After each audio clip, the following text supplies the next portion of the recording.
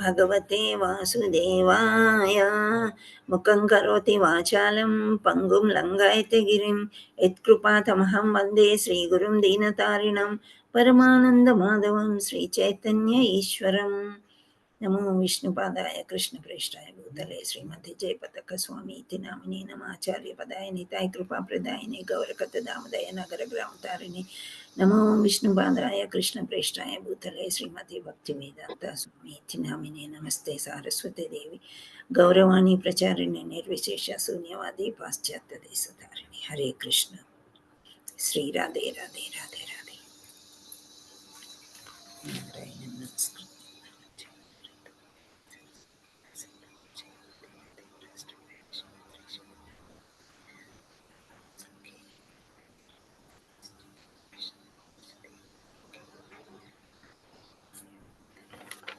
Shri Radhe Radhe. Hare Krishna.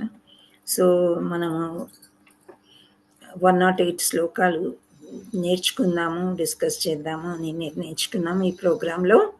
So every day same link and same timing 11 to 12 ఉంటుంది. క్షమించాలి.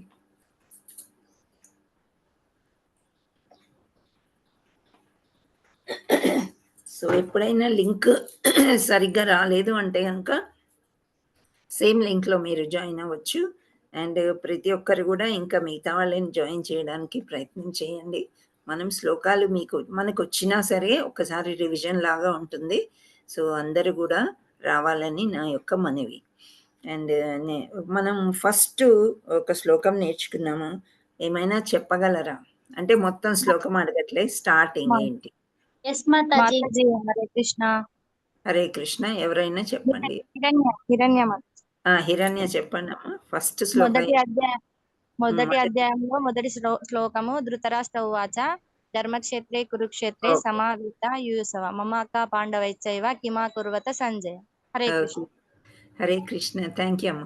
So మొదటి అధ్యాయంలో మొదటి శ్లోకం మనం ఫస్ట్ శ్లోక 108లో నేర్చుకున్నాము. సో మొదటి అధ్యాయం గురించి మనము 18 days క్లాస్లో చదువుకున్నామా? మొదటి అధ్యాయం గురించి ఏమన్నా? హరే కృష్ణ. మనీషా మాతాజీ మీరు చెప్పండి. మొదటి అధ్యాయంలో మనము యాక్రోనిమ్ ఏమని పెట్టుకున్నాము? డౌట్ మాతాజీ. ఆ అధ్యాయాన్ని ఏమంటాము తెలుగులో? అర్జున విషాద యోగం. Very good. Thank you so much. Hare Krishna. So మనము రెండవ అధ్యాయానికి వెళ్ళాము. రెండవ అధ్యాయంలో యాక్రోనిమ్ ఏముండింది? ఎవరైనా చెప్పొచ్చు. గీతా మాతాజీ. గీత. ఎస్, గీత అని ఉండింది. అండ్ సంక్షిప్తం అది అయినప్పుడు పేరేంటి? రెండవ అధ్యాయం యొక్క పేరు సాంఖ్యయోగం. ఓకే. సో అక్కడ మనకి రెండవ శ్లోకము 2.7 అన్నాము. ఆ శ్లోకం మనము నేర్చుకున్నాము నిన్న. అది ఏంటి అంటే అర్జునుడు ఏమని చేశాడు అక్కడ? సమ్మరీలో మెయిన్ పదం ఏంటి? అర్జునుడు ఏం చేశాడు అక్కడ?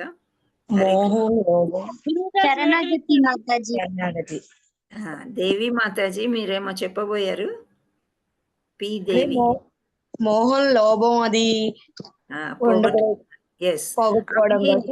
వాటి వల్ల నాకు అశాంతి వచ్చింది, అందుకే నీకు మొత్తానికి శరణాగతి అయిపోతున్నాను అని చెప్తే, అప్పుడు శరణాగతి అయినప్పుడు ఏమన్నాడు ఆయన? నీవు నాకు ఇప్పుడు గురువు, నా ఫ్రెండ్ కాదు, యు ఆర్ మై టీచర్, నేను నీ శిష్యుడను, నీవేది చెప్తే అదే చేస్తాను కృష్ణ అని అన్నాడు. సో అప్పుడు కృష్ణ రెస్పాండ్ అవ్వాలా లేదా? అవునా? మనం ఇద్దరం ఫ్రెండ్స్ ఉంటే ఒక ఫ్రెండ్కి చాలా ప్రాబ్లం వచ్చేసింది, ఇంకో ఫ్రెండ్తోని నాకు ఏదైనా సలహా చెప్పవే అని బతిలాడింది అనుకోని, సలహా చేయమని అడ్వైస్ ఇస్తారా? వాళ్ళకి సహాయంగా ఉంటారా? లేకపోతే నీకెప్పుడు ఇదే గోలా అని నెట్టేస్తారా ఆలోచనని? సహాయం చేస్తాం, చేయడానికి ప్రయత్నం చేస్తాం. వాళ్ళు వింటారా లేదా అది తర్వాత సంగతి, కానీ చేయడానికి ప్రయత్నం చేస్తాం. అదే విధంగా శ్రీకృష్ణ భగవానుడు ఏం చేశాడంటే ఆహా! అర్జున ఇప్పుడు ఏం తీసుకున్నాడు? గురువు యొక్క స్థానాన్ని తీసుకుంటాడు. శ్రీకృష్ణుడు గురువు యొక్క స్థానాన్ని తీసుకొని, అప్పుడు అర్జునుడిని నువ్వు నా శిష్యుడవి అని చెప్పేసి చిన్నగా మందలించడానికి కూడా ప్రయత్నం చేస్తూ ఉంటాడనమాట. సో, ఆ శ్లోకం ఏంటి అని మనం ఇప్పుడు చూద్దాం. సో, షేర్ చేయనా అని ఓకే. మీ దగ్గర బుక్స్ ఉన్నాయో లేదో ఐ విల్ షేర్.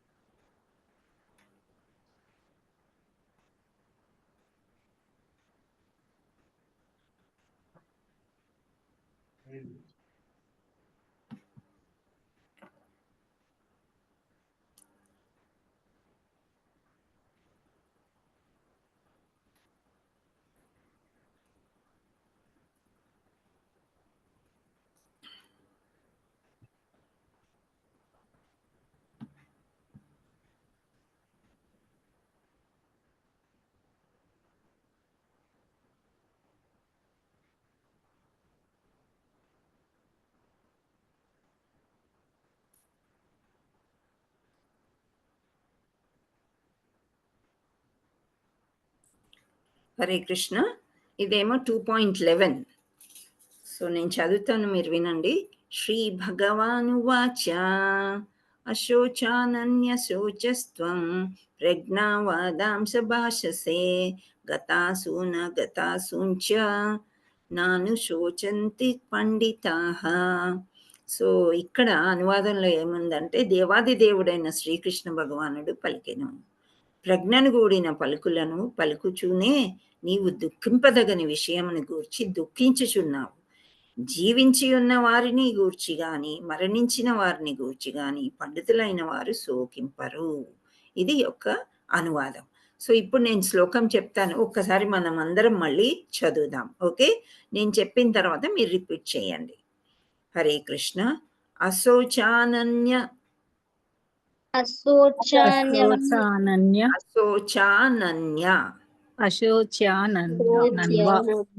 ఓకే. శోచస్త్వం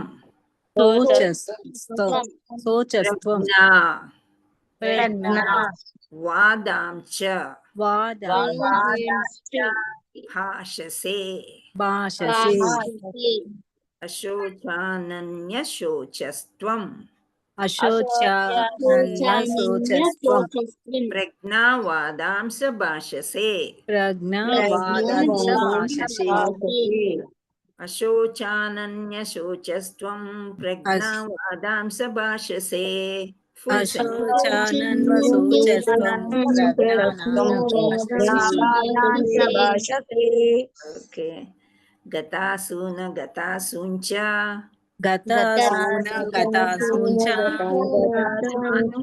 శోచంతి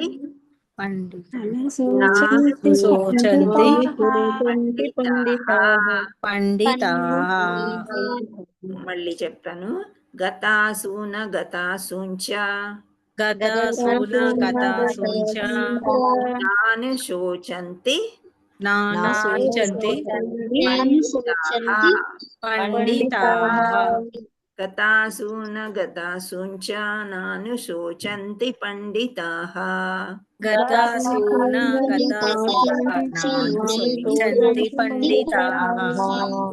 మొత్తం పద్యం ఒకసారి చేద్దాం. అశోచానన్యశోచస్త్వం ప్రజ్ఞావాదాంస భాషసే గతాసూన గతాసూంచ నాను శోచంతి పండితాః.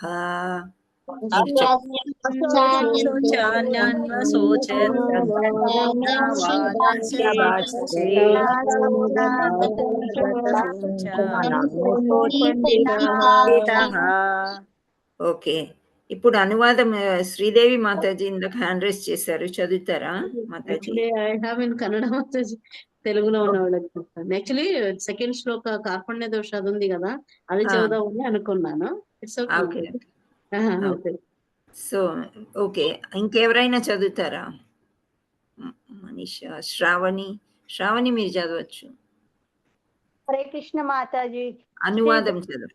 ఓకే మాతాజీ. శ్రీ భగవానుడు పలికెను, పాండిత్యంలో కూడిన మాటలు పలుకుతూనే నీవు దుఃఖించదగినవని విషయము గురించి దుఃఖిస్తున్నావు.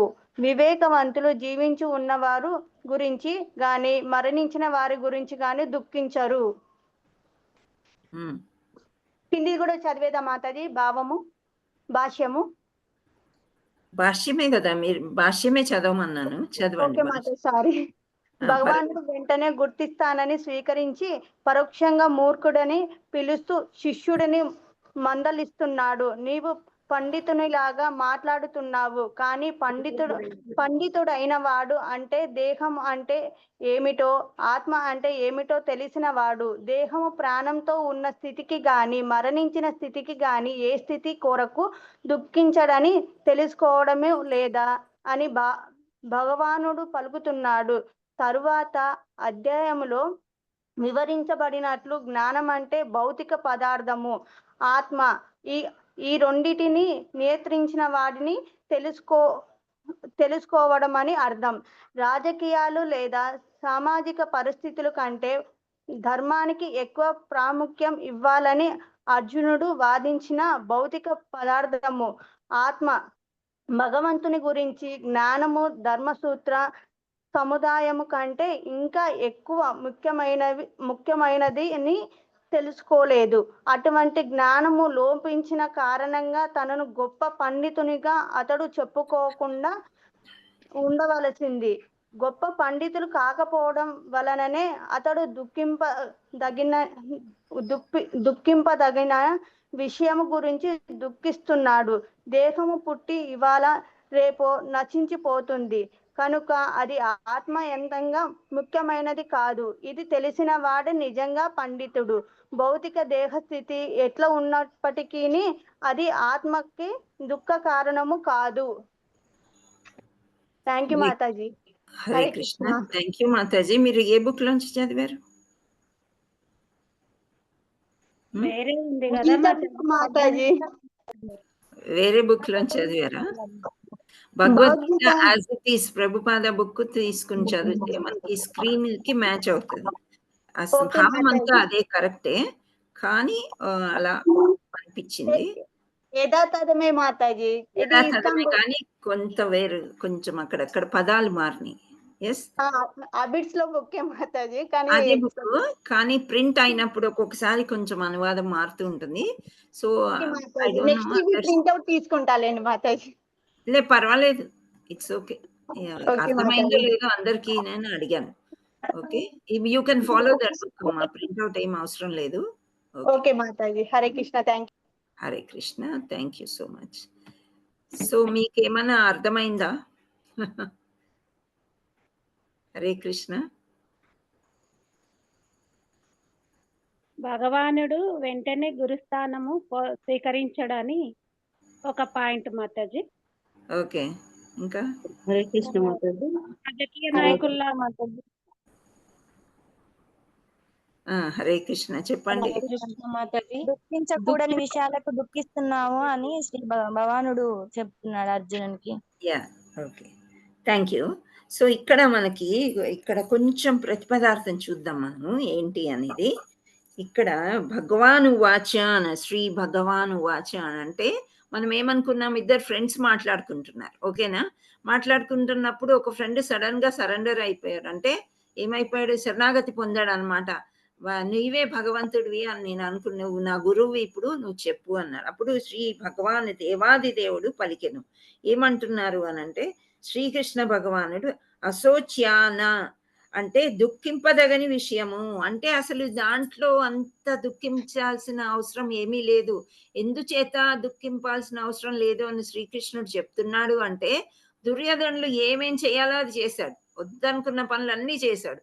సంధికి రమ్మంటే కూడా రాలేదు. సూది మన భూమి కూడా ఇవ్వనని అన్నాడు. సో ఇలాంటి దుర్మార్గులతోని యుద్ధం ఎందుకు చేయనంటున్నా, పెద్ద పండితుడిలాగా దుఃఖింపదగిన విషయమే కాదు అని చెప్తున్నారనమాట. అన్వశోచ అంటే నీవు అనవసరంగా విచారిస్తున్నావు. సో మనము కొన్ని విషయాల్లో నిజంగానే చాలా అది అనవసరం అని ఎప్పుడు తెలుస్తుంది, ఒక టైంలో మన దగ్గర నుంచి ఏదో పోయింది, ఒక వస్తువు కానీ లేదా మన అబ్బాయి కానీ మన అమ్మాయి కానీ ఏదో చిన్న మిస్టేక్ చేస్తే అది పెద్దగా భూతద్దంలా చూసేస్తాం మనం. చూసేసి ఆ తర్వాత కొద్ది రోజులు అయిపోయిన తర్వాత అరే ఎందుకు అనవసరంగా కూర్చొని అన్నన్ని రోజులు ఏడ్చాను, అంత విచారపడ్డానేంటి, ఇంత సుఖాంతంగా ఉండేదానికి అని మనకి అలాంటి ఆలోచనలు వస్తాయి కదా, తప్పకుండా వస్తుంటాయి కదా. మీ లైఫ్ లో కూడా వచ్చి ఉంటాయా? హరే కృష్ణ. నా లైఫ్ లో అంటే ఇంటర్మీడియట్ లో ఉన్నప్పుడు ఎగ్జామ్ రాసి వచ్చిన తర్వాత అంటే రిజల్ట్ కోసం ఆ రోజుల్లో కొంచెం కష్టమే ఉండేది, పాస్ అవడమే కష్టం.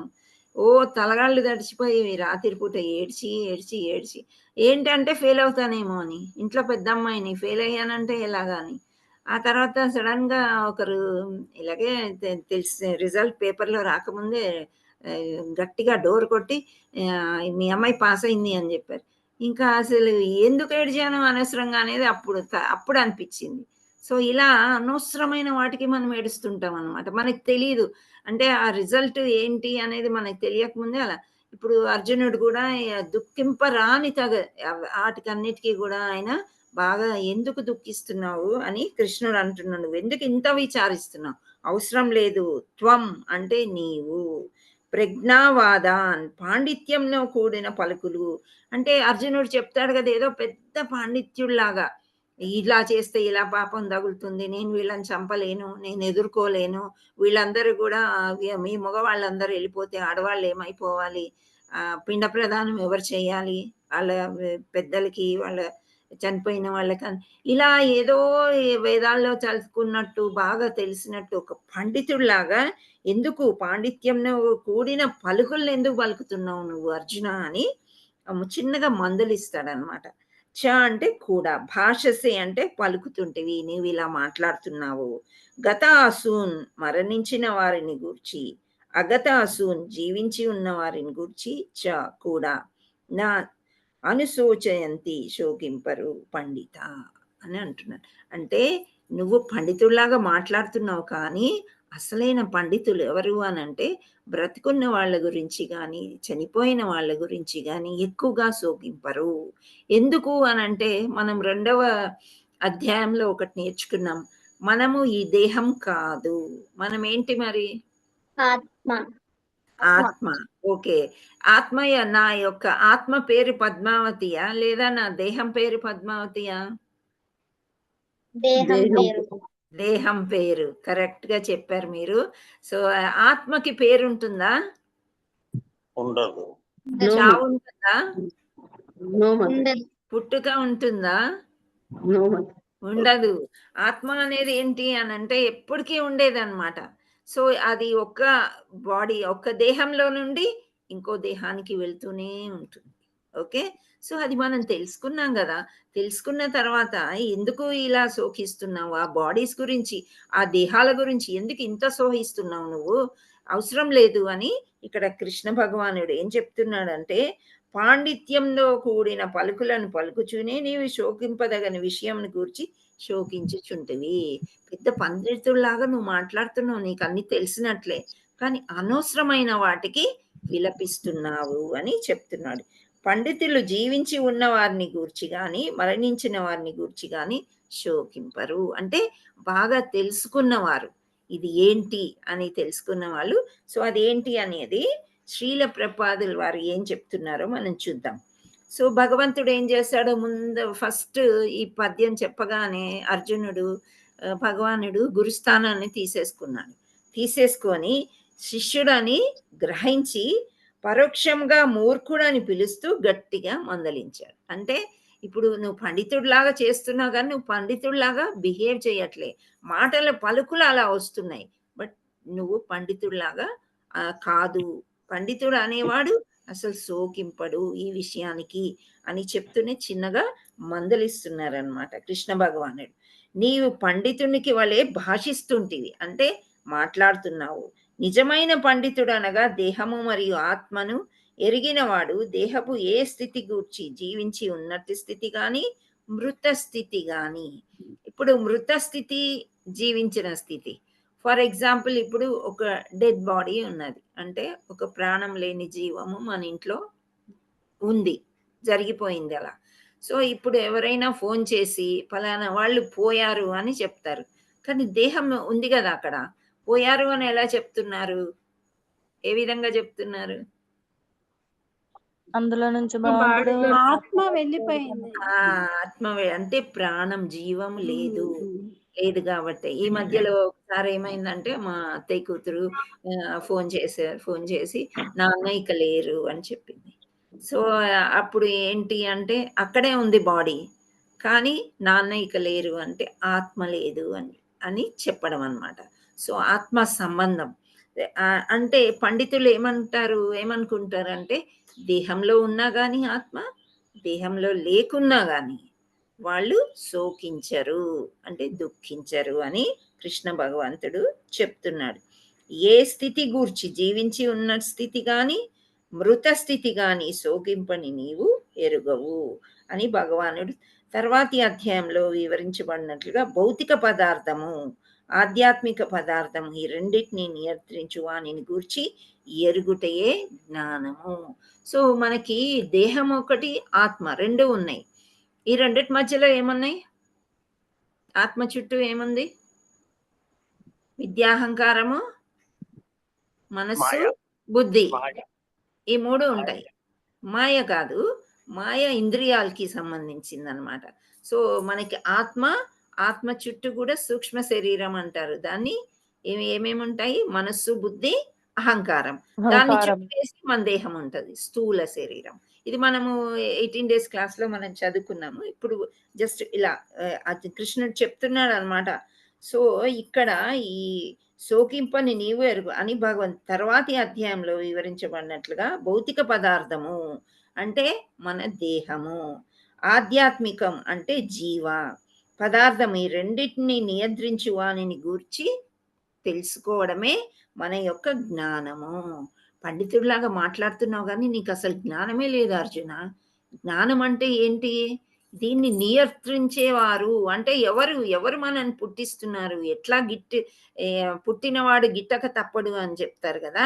సో మనం ఈ లోకంలోంచి ఎప్పుడో మన దేహం పూడ్చివేస్తారో కాల్చేస్తారో, కానీ మన ఆత్మ ఇక్కడి నుంచి వెళ్ళిపోతుంది కదా.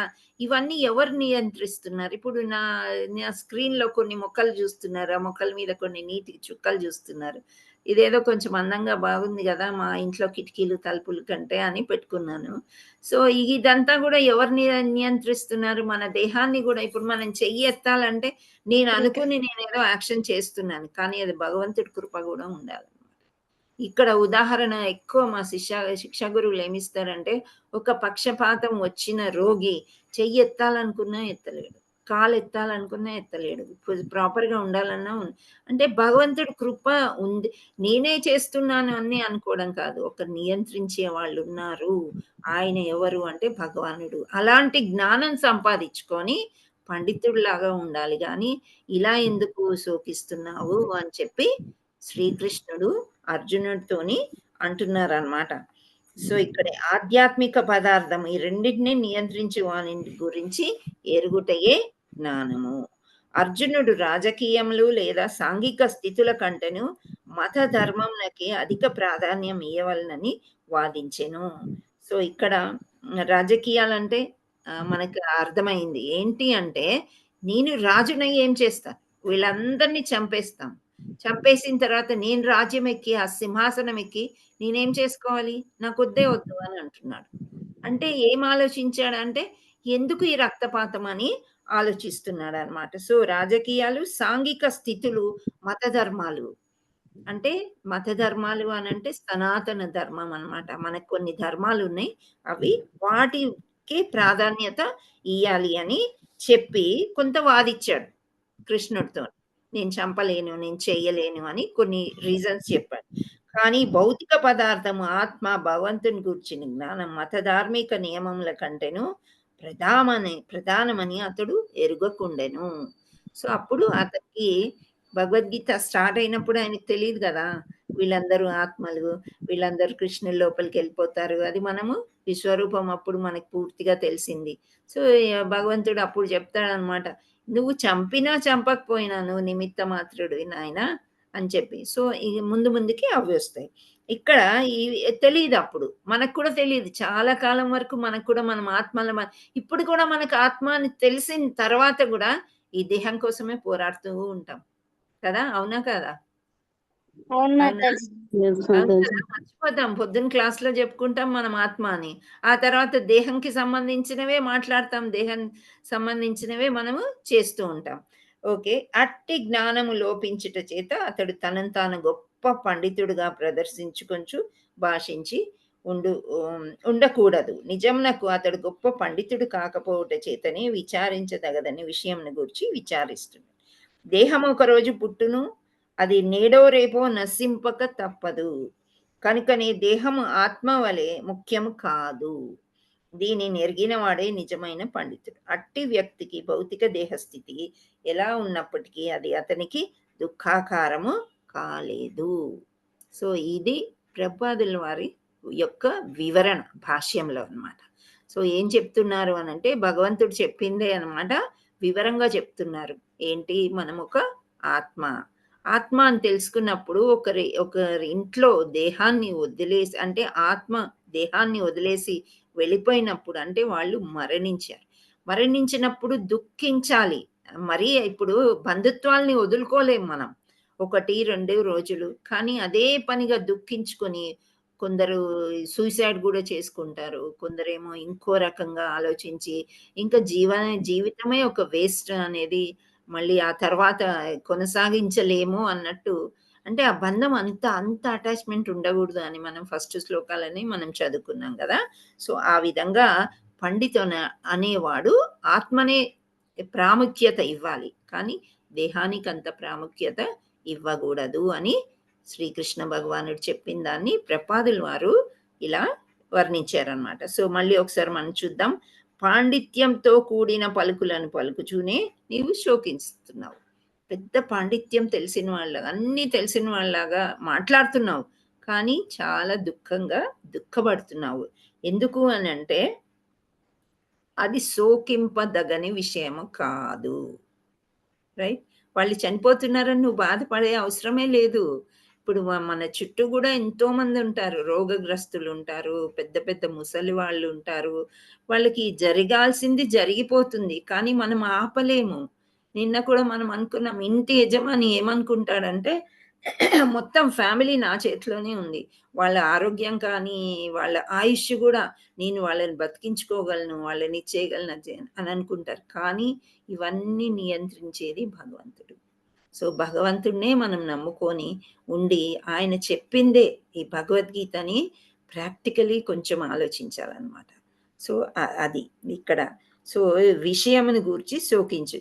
పండితులు జీవించి ఉన్నవారి గూర్చి, మరణించిన వారి గూర్చి కానీ శోకింపరు. దిస్ ఇస్ ద ఎండ్ అన్నమాట శ్లోకం గురించి. ఓకే, సో మళ్ళీ ఇంకా చెప్తున్నాడు. ఒక చిన్న, ఇప్పుడు ఇంత పెద్దగా చెప్పాడు కదా ఒక విషాద యోగం అంటే, ఆ శ్లోకాలన్నీ ఫస్ట్ చాప్టర్లో అర్జునుడు ఎన్ని రీజన్స్ చెప్పాలో అన్ని రీజన్స్ చెప్పాడు.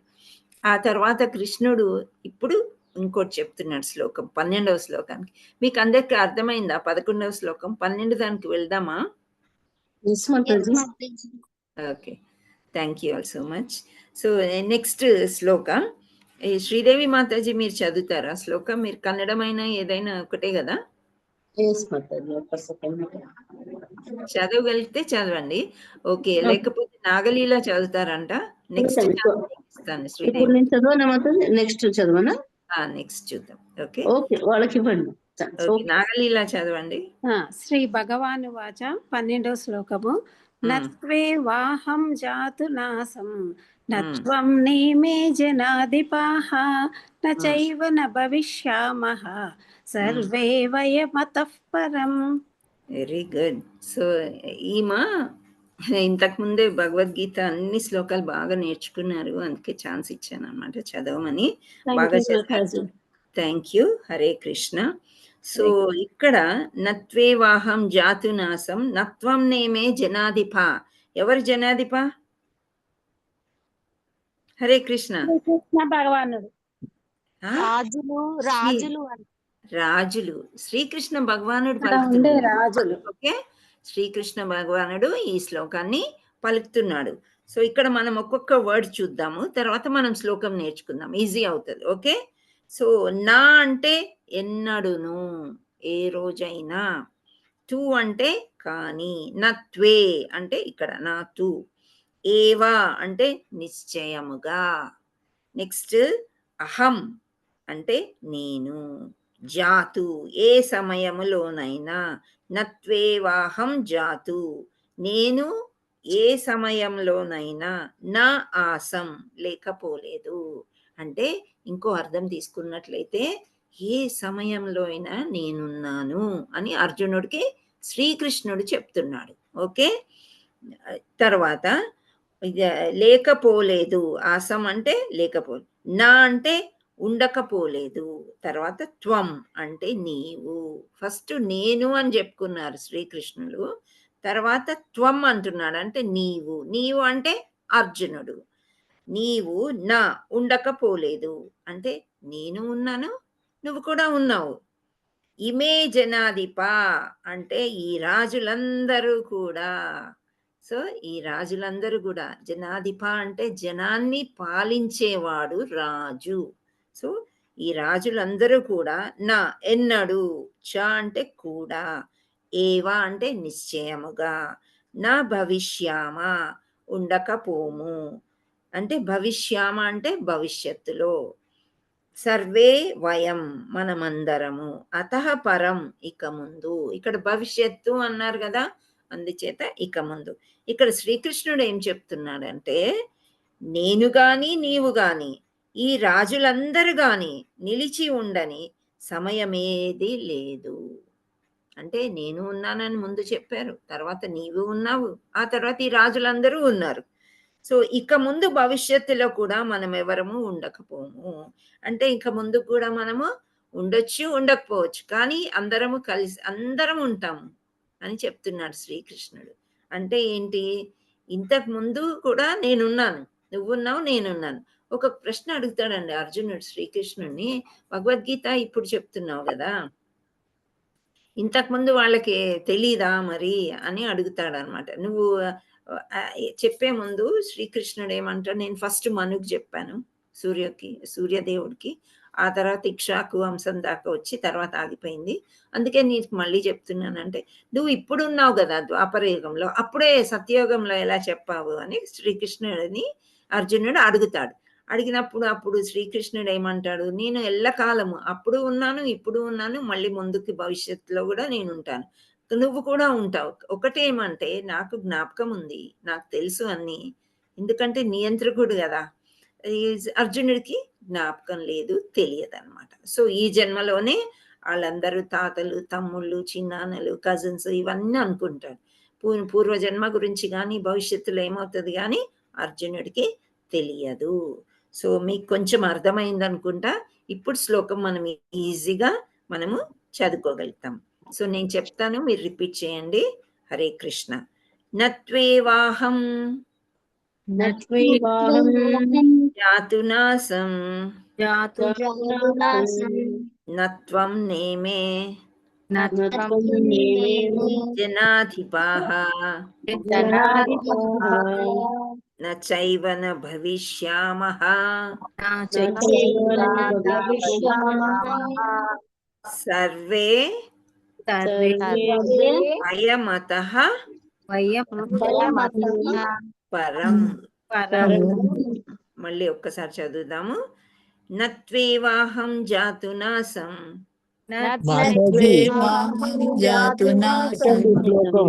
స్క్రీన్ పైన పెట్టండి. నేమే జనాధిపా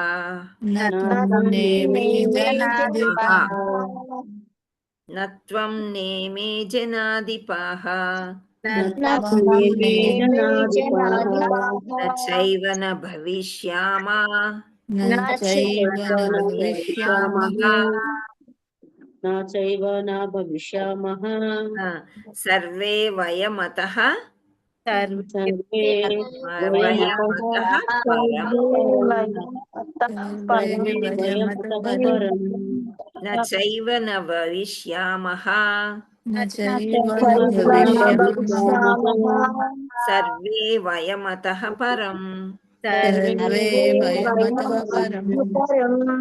ఎవరు కూడా ఏమి షై ఫీలింగ్ తెచ్చుకోకండి. మీకు వచ్చినా సరే మైక్ ఓపెన్ అంటే అన్మ్యూట్ చేసుకొని అందరు చెప్పడానికి ప్రయత్నం చేయండి. ఎందుకంటే ఇటువంటి నేర్చుకునే అవకాశాలు మనకి ఇంట్లో తొందరగా రావు.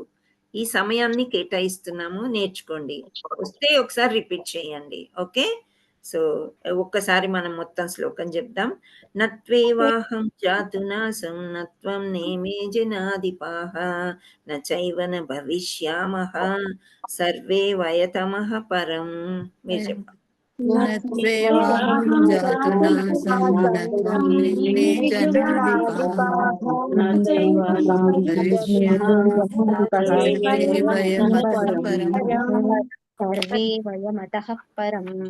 ఓకే,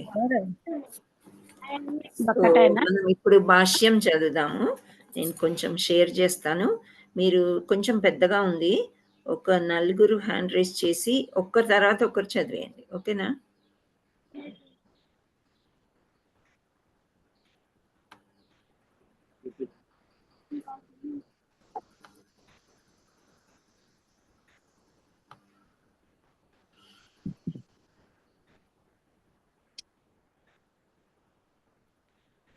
ఓకే, కనిపిస్తుందా? రైట్, చదవండి. భాష్యము ఎవరు చదువుతారు? మనీషా చదవండి. ఫస్ట్ పారాగ్రాఫ్ చదవండి. మనీషా చదువుతున్నారు కదా. మాతాజీ ఎవరో ప్రభుజీ అడుగుతున్నారు చదవాలని. చదవండి ప్రభుజీ, ఫస్ట్ పారాగ్రాఫ్ చదవండి. హరే కృష్ణ. దండవత్ ప్రణామ్ మాతాజీ. దండవత్ ప్రణామ్. ఈ రోజే జాయిన్ అయ్యాను. ఓకే, ఓ వెరీ నైస్. మాతాజీ నా దగ్గర బుక్ ఉంది, ఆ బుక్ నుంచి చదవండి. యథాతథమేనా? యథాతథం మాతాజీ, యథాతథం. వెరీ ఓకే, బుక్ లోంచి చదవండి. స్క్రీన్ కష్టం అయితే బుక్ లోంచి చదవండి. ఓకే, హరే కృష్ణ. భగవానుడు వెంటనే గురుస్థానం, ఇది 12వ మాతాజీ. 12. ఓకే, భాష్యం చదువుతాను. వేదములలోని కఠోపనిషత్తుల్లోను శ్వేతాస్వర లోపనిషత్తుల్లోను అసంఖ్యాక జీవులకు వారి వ్యక్తిగత కర్మలు, కర్మ ఫలితములు, వివిధ స్థితులను అనుసరించి దేవాదిదేవుడు వారిని పోషిస్తుండని చెప్పబడిను. అట్టి దేవాదిదేవుడు ప్రతి జీవి హృదయములో తన స్వరూపాంశతో నిలిచి ఉండును. బాహ్యాంతరములలో భగవానుని దర్శించగలుగు సాధు పురుషులు మాత్రమే పరిపూర్ణము మరియు శాశ్వతమైన శాంతిని వాస్తవముగా పొందగలుగుదురు. హరే కృష్ణ. హరే కృష్ణ. నెక్స్ట్ ఎవరు చదువుతారు? నిత్యో నిత్యానం చేత చదవగలరా? చదవండి. ఎవరు చదువుతారు? చదవండి. నిత్యానం చేతనచేతనానం ఏకో బహూనం యో విదాదతి కామాన్ తమాత్మాత్తం ఏను పశ్యంతి ధీరా తేషం శాంతి శాశ్వతి నేతరేషం. వెరీ గుడ్ అమ్మా. మీ పేరు? హిరణ్య. చాలా బాగా చదివారు. థ్యాంక్ యూ అమ్మా. సో నెక్స్ట్ పారాగ్రాఫ్ మనం తర్వాత డిస్కస్ చేద్దాం, లేదా చదువుకుంటూ చేసేయచ్చేమో కదా. సారాంశం అయిపోయింది కాబట్టి, సారాంశంలో ఏముంది ఇక్కడ అంటే చెప్పుకున్నాం కదా, నేను కానీ నీవు కానీ ఈ రాజులందరూ కానీ నిలిచి ఉండమని సమయం ఏది లేదు, ఇక ముందు భవిష్యత్తులో కూడా మనం ఎవరము ఉండకపోము అని చెప్తున్నారు. అంటే ఎవరం కూడా ఇక్కడ స్థిరంగా ఉండము, వెళ్ళిపోతుంటాము, మళ్ళీ వస్తూ ఉంటాము, అందరం కలిసి ఉండగలము అని చెప్తున్నారు అన్నమాట. సో నెక్స్ట్ ఇక్కడ వేదములందు కఠోపనిషత్తు నందును ఇంకోటి తీసుకున్నారు. ఇప్పుడు మనము భగవద్గీత ఏమనుకున్నాము? It is the summary of అన్ని వేదాల యొక్క సారాంశము. ఈ సారాంశాన్నిటినీ ఒక దగ్గర చేర్చి శ్రీకృష్ణ భగవానుడు మనకి ఈజీగా ఉండాలి అని చెప్పి అర్జునుడికి ఉపదేశించాడు.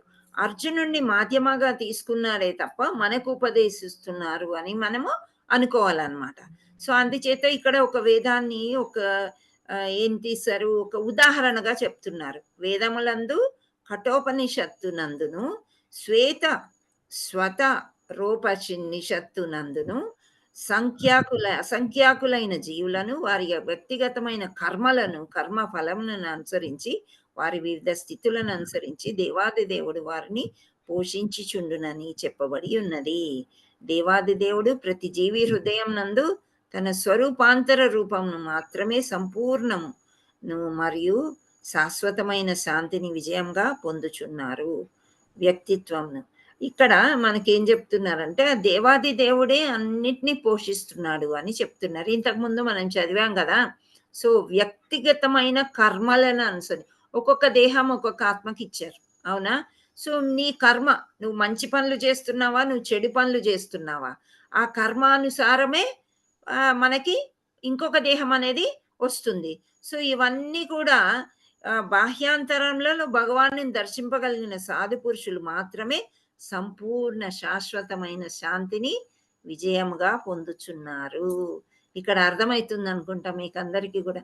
మనకి శాంతి లేదు, అశాంతి. అర్జునుడు కూడా ఒకలాంటి అశాంతి కలిగింది.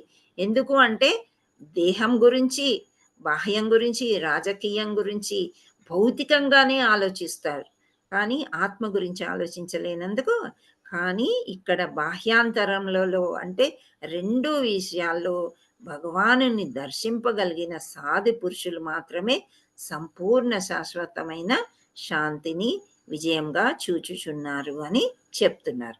నెక్స్ట్, అర్జునునకు తెలుపబడిన ఈ వైదిక సత్యము వాస్తవనకు జ్ఞానరహితులైన గొప్ప జ్ఞానవంతులకు నటించు జనులందరి కొరకై చెప్పబడినది. ఇప్పుడు అర్జునుడు పెద్ద జ్ఞానవంతుడు అనుకున్నాడు కదా, కానీ అది కాదు అని శ్రీకృష్ణుడు చెప్తున్నాడు. కానీ మన లోకంలో కూడా చాలా మంది జ్ఞానవంతులు అనుకుంటారు, నాకే అన్ని తెలుసు, నన్నే ఫాలో అవ్వండి, నేను చెప్పేదే కరెక్ట్గా అని అంటారు కదా. సో వాళ్ళందరి కొరకు మళ్ళీ చెప్తున్నారంట శ్రీకృష్ణ భగవానుడు. తనను తాను అర్జునుడు యుద్ధరంగమున సమకూడిన రాజులందరూ నిత్యులై జీవులనియు మరియు వృద్ధావస్థలోను ముక్తావస్థలోను వ్యక్తిగత జీవులందరికీ తానే శాశ్వత పోషకుడు అని స్పష్టంగా చెప్పుచున్నాడు.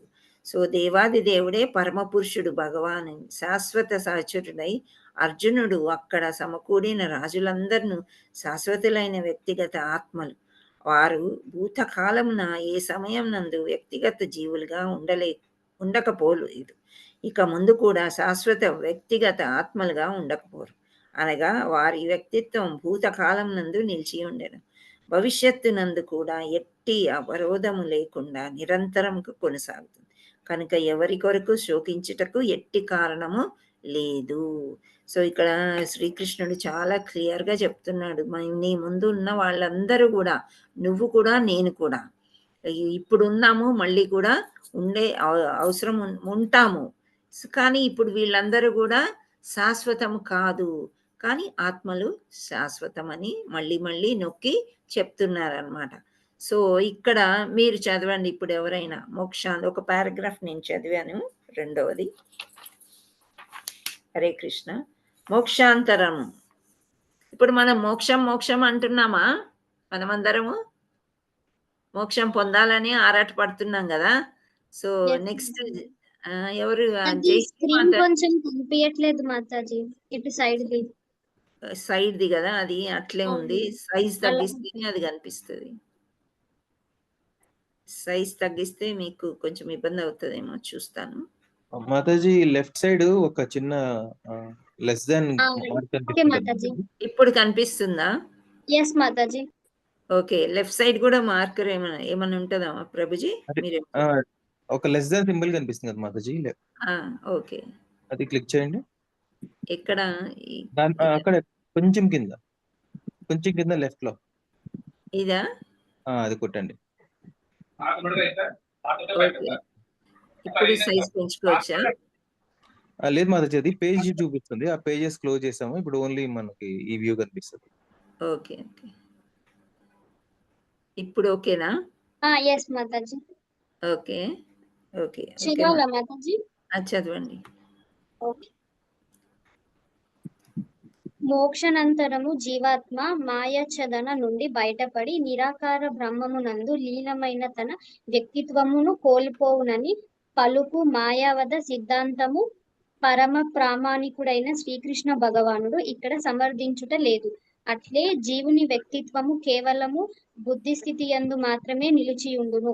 సిద్ధాంతము బద్ధ స్థితి, బద్ధ జీవులం మనమందరము బద్ధ స్థితి అంటారు. ఓకే. కూడా ఇక్కడ సమర్థింపబడట్లేదు. ఉపనిషత్తుల యందు నిర్ధారింపబడినట్లు భగవానుని వ్యక్తిత్వము మరియు ఇతరులందరి వ్యక్తిత్వము కూడా భవిష్యత్తునందు శాశ్వతముగా కొనసాగునని శ్రీకృష్ణుడు స్పష్టముగా తెలియజేస్తున్నాడు. మాయావతీతుడైనందున శ్రీకృష్ణుని ఈ వచనము గొప్ప ప్రామాణికమైనది. ఇక్కడ శ్రీకృష్ణుడు తెలిపిన జీవుని వ్యక్తిత్వము భౌతికమే కాని ఆధ్యాత్మికము కాదని మాయావదులు వాదింపవచ్చును. ఒకవేళ జీవుని వ్యక్తిత్వము భౌతికమేనని ఆ వాదనను అంగీకరించినను శ్రీకృష్ణ భగవానుని వ్యక్తిత్వము నందలి భేదము ఎట్లా గుర్తింపగలము? శ్రీకృష్ణుడు తాను గతమునందు ఉంటినని మరియు భవిష్యత్తునందు కూడా ఉండునని స్పష్టముగా నిర్ధారించి తెలిపెను. అతడు తన వ్యక్తిత్వమును అనేక విధములుగా నిరూపించి ఉండును. అంతేకాకుండా నిరాకార బ్రహ్మ అతనికి లోబడి యుండునని ప్రకటింపబడినది. ఈ విధముగా శ్రీకృష్ణుడు తన ఆధ్యాత్మిక వ్యక్తిత్వము సర్వదా కొనసాగుచుండునని, ఒకవేళ అతనిని సాధారణ బద్ధజీవునిగా అంగీకరించినచో ప్రామాణిక ధర్మ శాస్త్రముగా అతనికి భగవద్గీతకు విలువయే ఉండదు. మానవ సహజమైన 4 రకాల దోషము కూడి ఉండేది. సామాన్య మానవుడు శ్రవణదాయకమైన బోధలను నెన్నడూ బోధింపజలడు. ఇక్కడ హరే కృష్ణ, ఇది చాలా పెద్దగా ఉంది కదా, విల్ స్టాప్ హియర్. ఓకే, మళ్ళీ చదువుతాం తర్వాత. ఓకే. సో ఇక్కడ మనకి మీకేమన్నా అర్థమైందా? శ్రీకృష్ణుడు నేను ముందు ఉన్నాను, ఇప్పుడు ఉన్నాను, తర్వాత ఉన్నాను, వాళ్ళు కూడా అలాగే వస్తారు, మనమంతా ఆత్మ అని చెప్తా ఉన్నాడు కదా. సో ఇక్కడ మనకు ఒక క్వశ్చన్ వస్తుంది. ఏంటి అంటే ప్రపాదుల వారు ఒక క్వశ్చన్ ఇలా మాయావాదులు అంటే ఇంతకుముందు మనం చెప్పుకున్నాం కదా, నేనే అన్ని అని చెప్పుకుంటారు, శ్రీకృష్ణుడు ఉన్నాడు అని. సో వాళ్ళు ఏమంటారంటే భౌతికంగా ఇప్పుడు శ్రీకృష్ణుడు అర్జునుడితోనే ఉన్నాడు. సో అదే బాడీ అదే దేహం ఉంటుందా శ్రీకృష్ణుడికి కూడా అర్జునుడికి ఉన్నట్టే? హరే కృష్ణ, ఇంతకుముందు మనం చదువుకున్నాము. ఉండదు మాతాజీ, ఉండదు. శ్రీకృష్ణుడి దేహము, శ్రీకృష్ణుడు అతీతుడు అన్నమాట. ఇప్పుడు మన చీము నెత్తురు మనకి ఒక వేలు తెగినా చెయ్యి తెగినా రక్తం వస్తుంది కదా, శ్రీకృష్ణుడికి వస్తుందా? రాదు. ఆధ్యాత్మిక దేహం అన్నమాట. కానీ ఒక లీల చేసి ఉన్నాడు శ్రీకృష్ణుడు. ఎక్కడ? ద్రౌపది దగ్గర కూరగాయలు కట్ చేస్తున్నప్పుడు వేలి తెగితే రక్తం వస్తే ఆవిడ ఒక చీర కొంగు చింపి కడుతుందంట. ఆ విధంగా వస్త్రం ఇచ్చింది కాబట్టి మళ్ళా వస్త్రాలు శ్రీకృష్ణుడు ఇస్తాడు అని చెప్తారు. సో ఇవన్నీ కూడా మనకి డౌట్లు రాకుండా ఉండడానికి అది ఒక లీల చేస్తుంది అనమాట. కానీ ఇక్కడ మాయాతీతుడు అయిన శ్రీకృష్ణుడు ఈ వచనం గొప్ప ప్రాణాయిక. వీళ్ళు ఏమంటున్నారంటే ఆత్మ పరమాత్మ అని మనం ఏదైతే చెప్తున్నామో ఇది మనం కూడా ఇక్కడ రాకముందు వినుంటాము, అందరు కూడా వినుంటారు. ఆత్మ పరమాత్మ రెండు ఈ దేహంలో ఏ విధంగా ఇలా ఉన్నాయో, సో ఆత్మ వెళ్ళిపోతుంది, తర్వాత పరమాత్మ కూడా ఈ రెండు, పరమాత్మలో ఆత్మ కలిసిపోయి రెండు వెళ్ళిపోతాయి. ఎక్కడికి వెళ్ళిపోతాయో తెలియదు అని మాయాతీతుడు అంటూ ఉంటారన్న. వాళ్ళు ఎప్పుడు కూడా నమ్మరు ఏంటంటే ఇక్కడ శ్రీకృష్ణుడు జీవి ఏంటి అని వ్యక్తిత్వం భౌతికమే, అన్ని కూడా భౌతికమే అని వాళ్ళు ఆ వాదన అంటుంటారన్నమాట. సో ఆ వాదన అంగీకరించినను శ్రీకృష్ణ భగవాను వ్యక్తిత్వం నందలి భేదము ఎట్లు గుర్తింపగలము? శ్రీకృష్ణుడు తాను గతం నందు ఉంటుననియు భవిష్యత్తు నందు ఉండుననియు స్పష్టంగా నిర్ధారించి తెలిపెను. అతడు తన వ్యక్తిత్వము అనేక విధములుగా నిరూపించి ఉండెను. అంతేకాకుండా నిరాకార బ్రహ్మము అతనికి లోబడి ఉండునని ప్రకటింపబడినది. ఈ విధంగా శ్రీకృష్ణుడు తన ఆధ్యాత్మిక వ్యక్తిత్వం సర్వదా సాగించుచుండును. ఒకవేళ అతనిని సాధారణ బద్ధజీవుడు, మనందరినీ కూడా బద్ధజీవులు అని అంటారు. ముక్త జీవులు అని ఎవరిని అంటారు చెప్పండి? ముక్తి పొందేవారికి. ఓకే, ముగ్ధ జీవులు, మనం బద్ధ జీవులం అనమాట. ముక్తి పొందిన తర్వాత ముక్త జీవులు అని అంటారు. అంటే వాళ్ళు చాలా అంటే శుద్ధ భక్తులు అనమాట. సో మనము బద్ధ జీవులం అంటే పూర్తిగా భక్తి ఉండదు, పూర్తిగా నమ్మకపోవడం అనేది ఉండదన్నమాట. సో వీఆర్ ఆల్ ఏమంటే బద్ధ జీవులం అంటే అండర్ ద కంట్రోల్ ఆఫ్ ప్రకృతి అని చెప్పుకోవాలి. అంటే మనల్ని నియంత్రించే మనంతట మనం నియంత్రించుకోలేము. మనల్ని నియంత్రించే వాళ్ళు ఉన్నారు, వాళ్ళ నియంత్రణలోనే మనం ఉంటాము అని, వాళ్ళని బద్ధ జీవులు అని అంటారనమాట. సో నెక్స్ట్ ఇక్కడ వరకు వచ్చాం మనం. శ్రీకృష్ణుడు తాను గతమునందు ఉంటిననియు మరియు భవిష్యత్తు, అంతేకాకుండా నిరాకార బ్రహ్మము అతని లోబడి ఉండునని ప్రకటింపబడి. ఈ విధంగా శ్రీకృష్ణుడు తన ఆధ్యాత్మిక వ్యక్తి సర్వదా ఒకవేళ అతని సాధారణ బద్ధజీవుడిగా అంగీకరించినచో, అంటే మనలాగా ప్రామాణిక ధర్మశాస్త్రంగా అతని భగవద్గీతకు విలువయే ఉండదు. మానవ సహజమైన 4 రకాల దోషాలు. ఇక్కడ 4 రకాల దోషాలు ఒకప్పుడు మనం చెప్పుకున్నాం. మీకేమైనా గుర్తున్నాయా? మనుషులందరిలో 4 రకాల దోషాలు ఉంటాయని చెప్పుకున్నాం. ఏంటి? అసమగ్ర ఇంద్రియాలు, అసంపూర్ణ ఇంద్రియాలు, తప్పులు చేసే ప్రవృత్తి, ఇంకా అపోహ కదా. అపోహలో ఉంటాం, ఎప్పుడు డ్రీమ్స్ లో ఉంటాం. లాస్ట్ది చీటింగ్ మాతాజీ. వెరీ గుడ్, ఇది బాగా గుర్తుపెట్టుకున్నారే మీరు. చీటింగ్, ప్రొపెన్సిటీ, మోసం చేయడం అన్నమాట. సో ఈ 4 ఏంటంటే మనలో ఉంటాయి, బద్ధ జీవుల్లో. ఆ కృష్ణుడిలో ఈ 4 ఉంటాయా? ఎప్పుడైనా తప్పులు చేస్తాడా కృష్ణుడు? ఎవరినైనా మోసం చేశాడా? చెయ్యడు కదా. ఎప్పుడు ఏదైనా డ్రీమ్ లో అపోహలో ఉంటారా? భ్రాంతిలో ఉంటారా? భ్రాంతిలోనే ఉంటాం కదా. ఆ భ్రాంతి కొరకే మనం అన్ని తప్పులు చేయడము ఇలా జరుగుతుంటాయి. ఎందుచేత అంటే మనకి అసంపూర్ణ ఇంద్రియాలు. మన కళ్ళతో చూసిందే మనం అది కరెక్ట్ అనుకుంటాము, మాట్లాడిందే కరెక్ట్ అనుకుంటాము, ఈ వాసన కరెక్ట్ అనుకుంటాము. మనమే అన్ని అది అపూర్ణ ఇంద్రియాల వల్ల అన్నమాట. 5 ఇంద్రియాలు ఉన్నాయి కదా, దానివల్ల. సో ఇక్కడ ఇవన్నీ ఎక్కడుంటాయి అని అంటే 4 రకాల దోషంతో కూడి ఉండేది సామాన్య మానవుడు మానవ సహజమైన శ్రవణదాయకమైన బోధనలు నిన్నడు బోధింపజాలడు. భగవద్గీత అన్నది అట్టి సాహిత్యములన్నింటికి అతీతమైన శాస్త్రం. ఎందుకని అతీతమైన శాస్త్రం అంటున్నారు? హరే కృష్ణ. ఒక్క రీజన్ ఏంటంటే భగవంతుడే పలికాడు, స్వయంగా చెప్తున్నాడు ఒకటి. ఇంకొకటి అర్థమయ్యే రీతిలో చెప్పారనమాట. అంటే వేదాలన్నీ కూర్చి భగవద్గీతను ఒక సమ్మరీ లాగా చేసి మనకి ఏ విధంగా అర్థమవుతుందో ఆ విధంగా చెప్పారనమాట శ్రీకృష్ణ భగవానుడు. శ్రవణదాయకమైన బోధనలు నిన్నడూ బోధింపజాలడు. భగవద్గీత సాహిత్యములన్నింటినీ అతీతమైన శాస్త్రం. భౌతిక గ్రంథం ఏదియను భగవద్గీతకు సాటి రాదు. కానీ ఎవ్వరైనాను శ్రీకృష్ణ భగవానుని సామాన్య మానవుడని భావించినచో వెంటనే అది తన ప్రాముఖ్యతను కోల్పోవును. అందుచేత ఇక్కడ మనకి 10 అపరాధములని చెప్తూ ఉంటారు. ఎవరైతే భగవంతుడిని నమ్మరో, లేదు వాళ్ళకి ఎక్కువ మనం చెప్పడానికి ప్రయత్నం చేయకూడదు అనమాట. సో అలా అది ఒక చిన్న అపరాధం కూడా అవుతుంది. ప్రాముఖ్యమే వాళ్ళకి అసలు ఏది నమ్మలేనప్పుడు నిరాకార బ్రహ్మం అంటే ఒక దీపం పెట్టుకోను, లేకపోతే ఏదో అలా గాలిలో చూస్తూ అదే కరెక్ట్, భగవంతుడు అనేవాడు లేడు అని చేస్తూ ఉంటారు కొందరు మాయావాదులు. మెడిటేషన్ అని అదని ఇదని. సో ఇవన్నీ తప్పులు. అలాంటి వాళ్ళకి మనము ఇలాంటి బోధనలు శ్రావణదాయకం కాదు, వాళ్ళు ఇంట్రెస్టింగ్గా వినరు, వద్దు అని చెప్పటం అన్నమాట. భౌతిక గ్రంథం ఏదియును భగవద్గీతకు సరి, కానీ ఎవరైనా శ్రీకృష్ణ సామాన్యమాను భావించినచో వెంటనే అది తన ప్రాముఖ్యతను కోల్పోవును.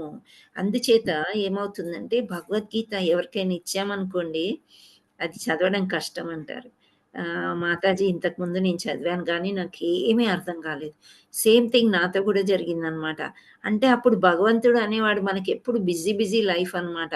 పొద్దున్న లేస్తామా, తింటామా, ఉద్యోగానికి వెళ్తామా, వస్తామా, మళ్ళీ రేపటికి ఏంటి, ఈ విధంగానే మనం ఆలోచించినప్పుడు మనము ఏది భగవంతుడి గురించి నమ్మనప్పుడు ఈ భగవద్గీత తొందరగా అర్థం కాదు అని చెప్తున్నారు. ఈ శ్లోకమునందు పేర్కొనబడిన బహుత్వం అనున్నది వ్యవహారికమనియు అది దేహమునకు సంబంధించినది మాయావాదులు వాదించుతారు. కానీ ఈ శ్లోకమందు ఇది ఇదివరకే దేహాత్మ బుద్ధి ఖండించబడింది. జీవుల దేహాత్మ బుద్ధిని ఖండించిన పిదప దేహమును గూర్చిన వ్యావహారిక భావనే శ్రీకృష్ణుడు ఎందుకు ప్రతిపాదించును అనగా ఇక్కడ వ్యక్తుల వ్యక్తిత్వము ఆధ్యాత్మిక పరిధిలోనే ప్రస్తావింపబడిందని తెలియచున్నది. దీనిని శ్రీరామానుజాచార్యుల వంటి గొప్ప ఆచార్యులందరూ సమర్థించి ఉన్నారు. కనుక భగవద్భక్తులచే ఆధ్యాత్మిక వ్యక్తిత్వం అవగాహన చేసుకొనబడినని భగవద్గీత అందు పలు చోట్ల స్పష్టంగా పేర్కొనబడినది. శ్రీకృష్ణుని దేవాది దేవత్వము పట్ల అసూయను కలిగి ఉండువారు ఈ గ్రంథమును అవగాహన చేసుకుంటకు ప్రయత్నించటం అనేది రుచి కొరకై తేనెటీగ తేనె సీసాను నాకిన చందముగా నుండును. ఇప్పుడు ఏంటంటే కృష్ణుడు అంటే కొందరికి అసూయ అని చెప్తూ ఉంటారు. అందంగా ఉంటాడు, ఏదంటే అది చేయగలుగుతాడు, సో పరిపూర్ణుడు కదా, పూర్తిగా కూడా పురుషోత్తముడు. సో ఇన్ని బిరుదులు ఎందుకు వచ్చాయి అంటే కృష్ణుడు లేనిదే ఏది లేదు. దేవాది దేవులు కూడా అండర్ కంట్రోల్ ఆఫ్ కృష్ణుడే. మనకి మామూలుగా దేవీ దేవతలు అందరూ కూడా. సో అందుచేత ఇక్కడ కొంత జెలసీ అనేది ఉంటుంది. దానివల్ల వీళ్ళు ఇలా ఖండిస్తారు అని అంటే దేవుడే లేడు, కృష్ణుడే లేడు అన్నప్పుడు ఇంకా భగవద్గీతను ఎక్కడ నమ్ముతారు? మనమేమంటున్నాము? కృష్ణుడే భగవంతుడు, కృష్ణుడే పుస్తకము, కృష్ణుడే నామము, ఇవన్నీ కూడా కృష్ణుడే. కృష్ణుడినే కూర్చొని పూజ చేయాలని నామము జపిస్తే కూడా కృష్ణుడు అని చెప్పుకుంటున్నాం. సో ఇక్కడ రామానుజాచార్యులు వీళ్ళందరూ కూడా సమర్థించి దేవాది దేవుడు శ్రీకృష్ణుడు అని చెప్పారనమాట. సో రుచి కొరకై అంటే ఇప్పుడు ప్రయత్నిస్తున్నారు వీళ్ళందరూ. ఎలా అంటే అసూయతో ఇలాంటి వాళ్ళు తేనె ఉన్నప్పుడు ఆ తేనె స్పూన్తో తీసుకొని ఒక రుచి చూసినట్లయితే ఆ తీపి మనకు తెలుస్తుంది. కానీ ఆ భగవద్గీత దగ్గర పెట్టుకొని మామూలుగా చూస్తూ ఉంటే ఆ జ్ఞానం మనకి రాదు. ఎప్పుడైనా శ్రవణం చేయాలి, వినాలి, నేర్చుకోవాలి అన్నమాట. సో తేనె సీసా ఇక్కడ ఉపమానంగా వాడారు శ్రీల ప్రభుపాదుల వారు. దాన్ని నాకినంత మాత్రాన మనకి తీపి తెలియదు. ఆ సీసా మూతను తెరవందే ఎవ్వరు తేనె రుచి చూడలేరు. అట్లే గీత యందలి 4వ అధ్యాయం నందు తెలుపబడినట్లు శ్రీకృష్ణుని భక్తులైన వారికి భగవద్గీత మహిమ చక్కగా అవగాహన కాగలదు. ఇతరెవ్వరును దీని రుచి చూడలేరు. భగవానుని ఉనికినే సందేహించు అసూయాగ్రస్తులైన వ్యక్తులు గీతను సృజించుటకు కూడా సమర్హులు కాజాలరు. కనుకనే గీత యొక్క మాయావాద భాష్యము సంపూర్ణత్వమును తప్పుదారి పట్టించుటిగే అగును. శ్రీకృష్ణ చైతన్య మహాప్రభు మాయావాద భాష్యము పఠింపరాదనియు అట్టి మాయావాద తత్వమును అంగీకరించిన వాడు నిజమైన గీతా రహస్యంను అవగతము చేసుకొను శక్తినంతటినీ కోల్పోవునని హెచ్చరించిరి. వ్యక్తిత్వం అనేది అశాశ్వతమైన భౌతిక జగత్తునకు సంబంధించినదైనచో భగవానుడు గీతను బోధింపనవసరమే లేదు. అనగా జీవుని మరియు భగవానుని వ్యక్తిత్వం నిత్య సత్యము పైన పేర్కొనబడినట్లు ఈ విషయము వేదముల చేత సమర్థింపబడినది. సో ఇది అన్నమాట.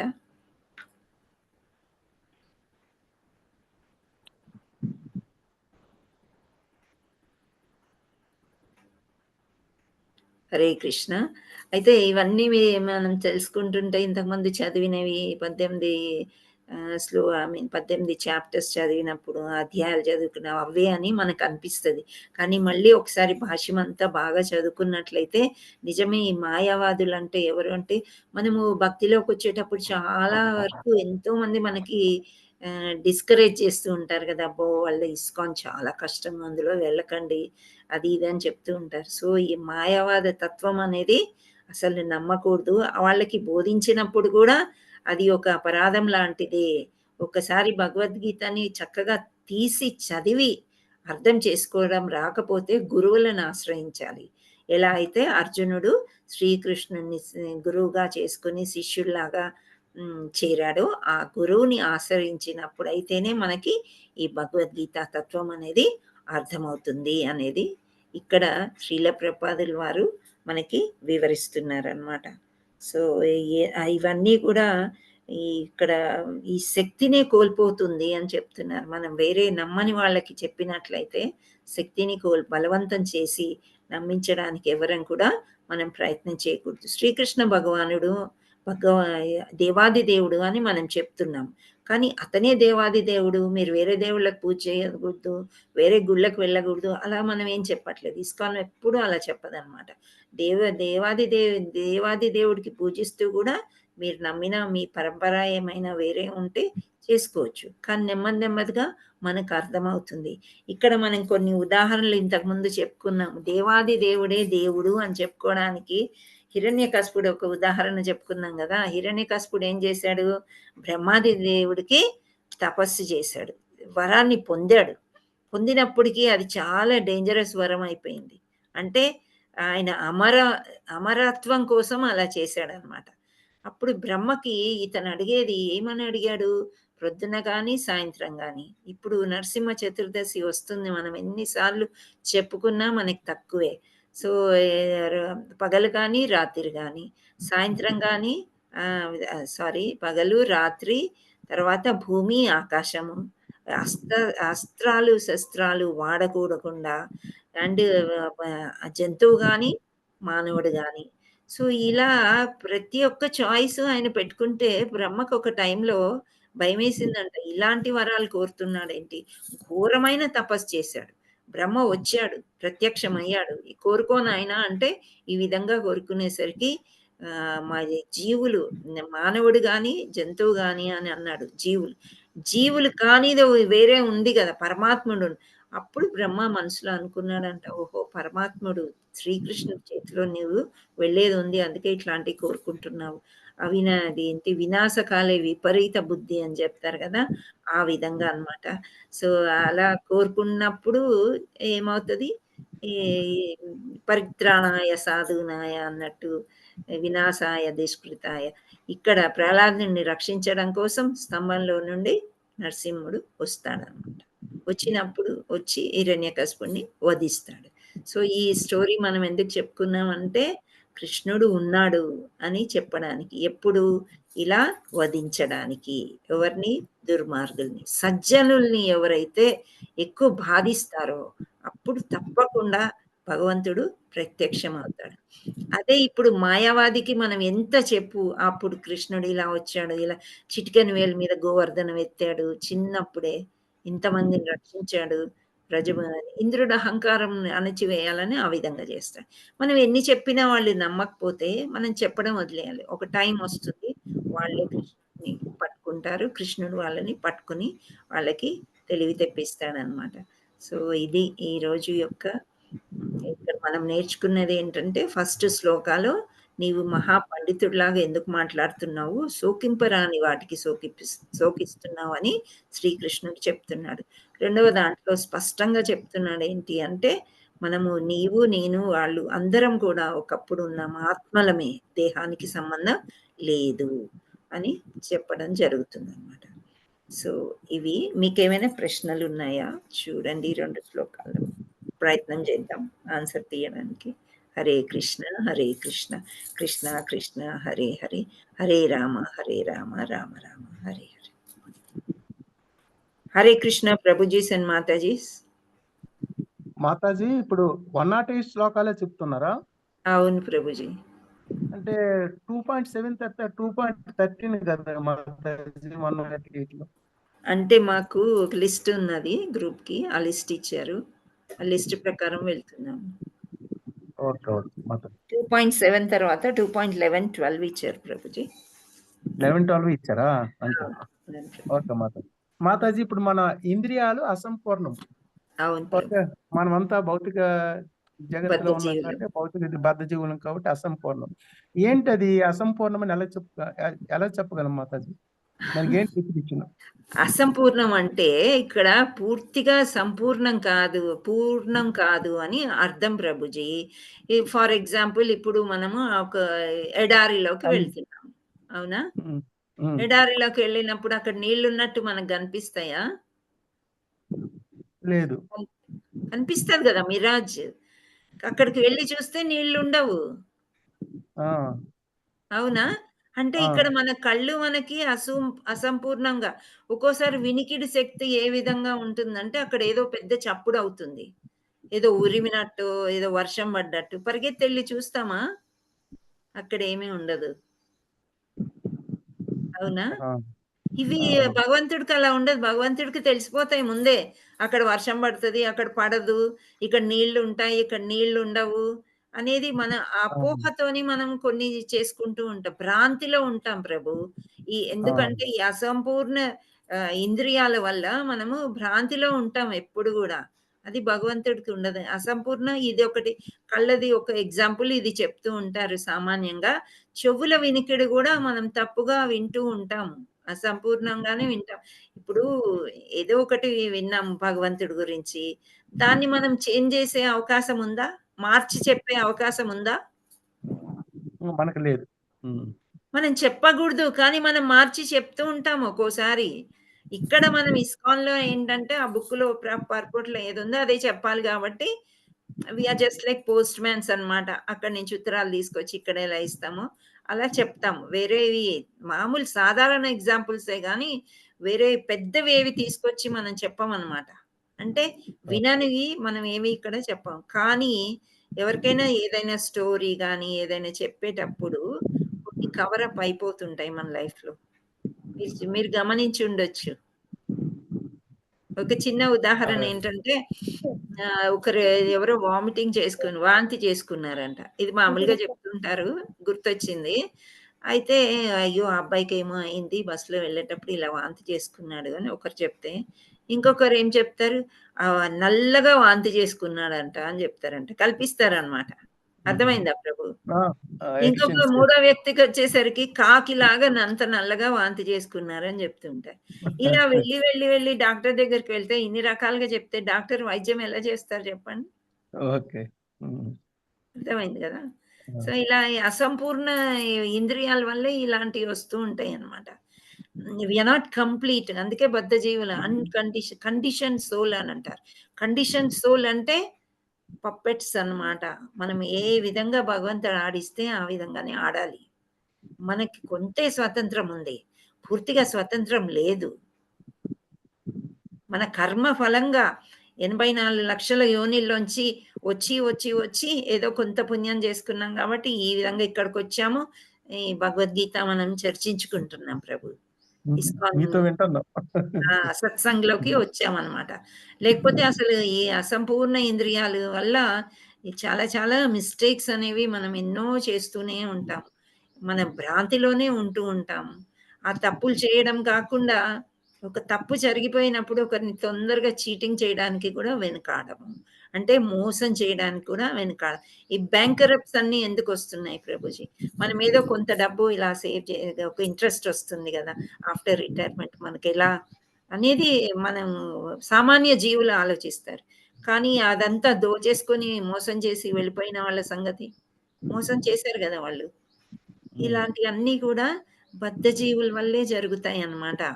శ్రీకృష్ణ పరమాత్ముడు చెప్తున్నాడు, బద్ధ జీవులు ఈ విధంగా జరుగుతాయి, కానీ వేరే వాళ్ళు భగవంతుడితోని ఆ విధంగా జరగదు.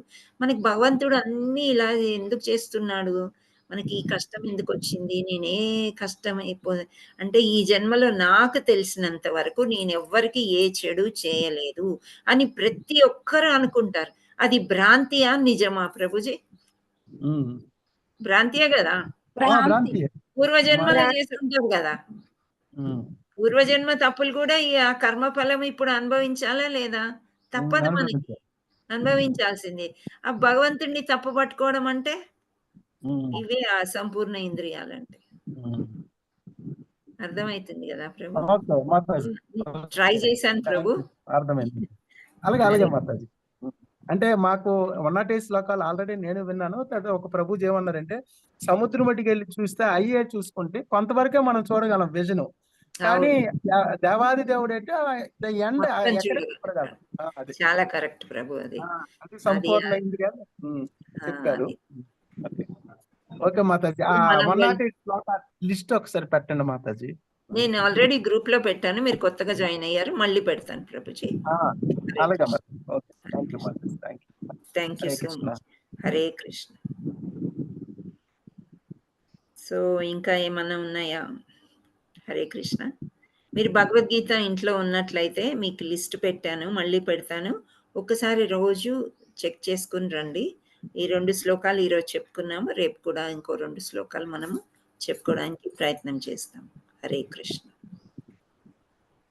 Hare Krishna Mataji. Thank you so much Mataji. Hare Krishna. Thank you all Prabhujis and Matajis. వాంఛా కల్పతరుభ్యస్య కృపా సింధుభ్య ఏవ చ పతితానాం పావనేభ్యో వైష్ణవేభ్యో నమో నమః. జై రాధా మదన్ మోహన్ की जय, जगन्नाथ बलदेव सुभद्रा माई की जय, गौर निताय की जय, निताय गौर प्रेमानंदे Hari Hari. Thank you Mataji. Hare Krishna. Thank you Mataji. Thank you Mataji. Thank you Mata